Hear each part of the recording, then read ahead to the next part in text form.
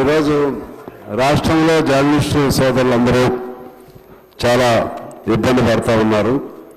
దీనికి సంబంధించి మొత్తం అసలు రాష్ట్రంలో ప్రింట్ మీడియా కానీ ఎలక్ట్రానిక్ మీడియా కానీ మొత్తం ఎంతమంది జర్నలిస్టులు ఉన్నారు అనే ఒక అంచనా రాష్ట్ర ప్రభుత్వానికి ఉందా లేదా అని వారిని ఆలోచన చేయవలసింది కోరుతా ఉన్నాను.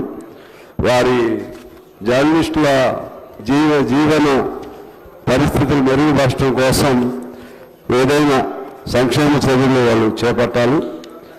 అదేవిధంగా వారికి హెల్త్ స్కీమ్కి సంబంధించినటువంటి కార్డ్స్ అవి జర్నలిస్టులు కూడా ఇవ్వాలని, జీవిత బీమా పథకాన్ని తీసుకురావాలని, రిటైర్డ్ అయిన జర్నలిస్టులకు పెన్షన్ పథకాన్ని ప్రవేశపెట్టాలని, వాయిదా పద్ధతిలో సబ్సిడీపై కంప్యూటర్ ల్యాబ్ కెమెరాలు వారికి కల్పించాలని, ఆధునిక మొబైల్ ఫోన్ కొనుగోలు చేసుకునే పథకాన్ని ప్రవేశపెట్టాలని, జర్నలిస్టుల రక్షణ వృత్తి భద్రతకు ప్రత్యేక చట్టం తీసుకురావాలని జవహర్లాల్ హౌసింగ్ సొసైటీ ఇంకా ఇతర సొసైటీలు మా దృష్టికి తీసుకొచ్చారు. అధ్యక్ష, ఆఖరికి ఒక్కటే మాకు చెప్పి నేను సెలవు తీసుకుంటాను.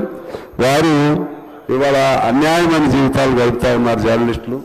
వారికి ఒక వేతనం లేదు, ఏమి కూడా లేని పరిస్థితులు, కనీస వేతనం కూడా ఉండే విధంగా మీరు చేయాలి.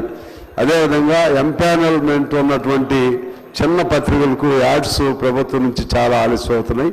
అది కూడా మీ దృష్టికి తీసుకొస్తున్నాం. అధ్యక్ష, గౌరవ పెద్దలు గౌరవ శాసనసభ్యులు సాంబశివరావు గారు లేవనెత్తినటువంటి జర్నలిస్టుల వెల్ఫేర్ గురించి అంశాన్ని నోట్ చేసుకోవడం జరిగింది. అధ్యక్ష, సంబంధిత శాఖ మాత్రులకు తెలియజేస్తాం.